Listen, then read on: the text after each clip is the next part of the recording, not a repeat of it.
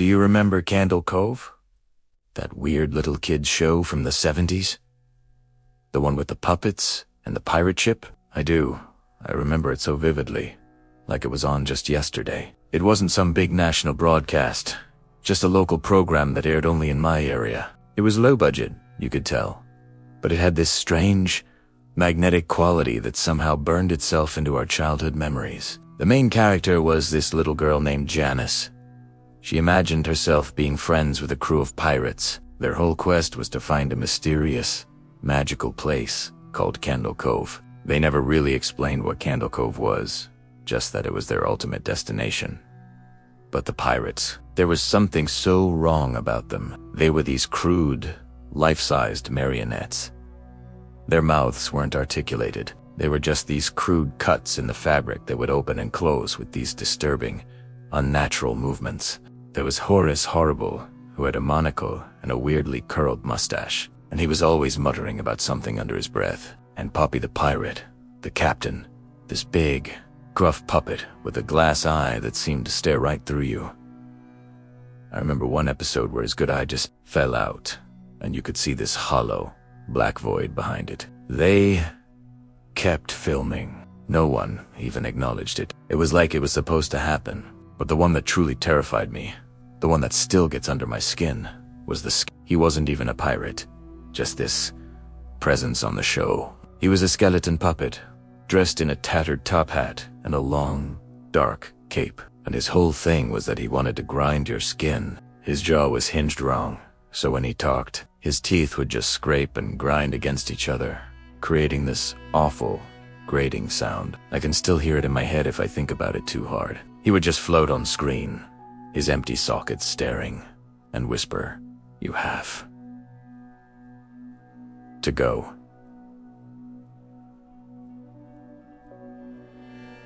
Inside. Then there was the screaming episode. That's what we called it online. Years later, when I discovered I wasn't the only one who remembered. The episode was just screaming. All the characters, Janice, the pirates, even the skin ticker, were just writhing and flailing on the floor, screaming for the entire 30 minutes. It wasn't like cartoon screaming. It was raw, agonizing, and Janice, the little girl, was just crying. Not like an actress, but like a real child in terrible, genuine pain. The weirdest part, there was no music, no laugh track, just the screaming and the muffled sobs of this little girl. The camera would zoom in on their faces, one by one, the puppets' mouths flapping open and closed, the painted-on tears on Janice's face. It felt like watching something you were absolutely not supposed to see. For decades, I thought these were just my own weird, fever dream memories. Maybe I'd made it all up. But then, thanks to the internet, I found a thread on a nostalgia forum. The title was just Candle Cove Local Kids Show. My heart stopped. People were describing the exact same things I remembered. The unsettling puppets, the skin taker,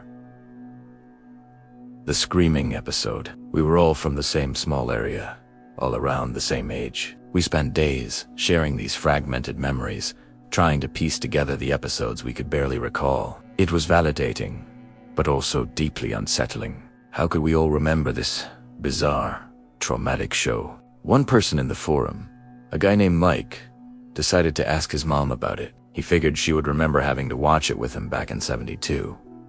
A few days later, he posted an update. "It's the part of this whole story that I can't shake." His mom said she remembered.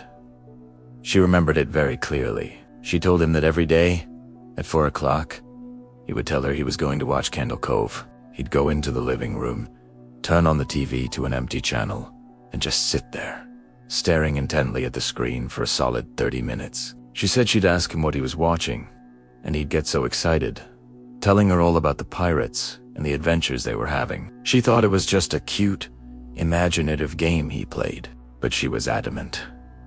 There was never a show. He was sitting in front of a screen of pure, hissing static. After he posted that, others in the group started asking their parents, and one by one, the same story came back. "Oh, I remember that. You used to love sitting in front of the static and talking about your pirate friends. They all thought it was just a strange childhood quirk. We weren't watching a show. We were all in our separate homes, miles apart, sitting in front of dead air and seeing something else.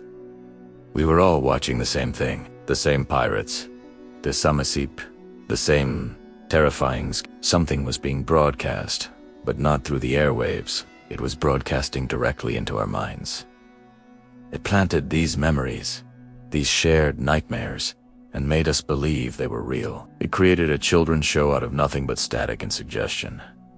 So, I have to ask you again. Do you remember Candle Cove? A part of me hopes you do, so I know I'm not alone. But a much bigger part of me hopes you don't.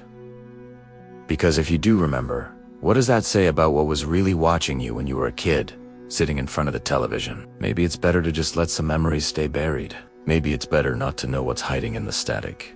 Thanks for listening to my story. If you enjoy diving into the strange and unexplained, make sure to hit that like button and subscribe for more content like this. Stay safe out there, and maybe stick to streaming services for a while. You never know what you'll find on the old channels.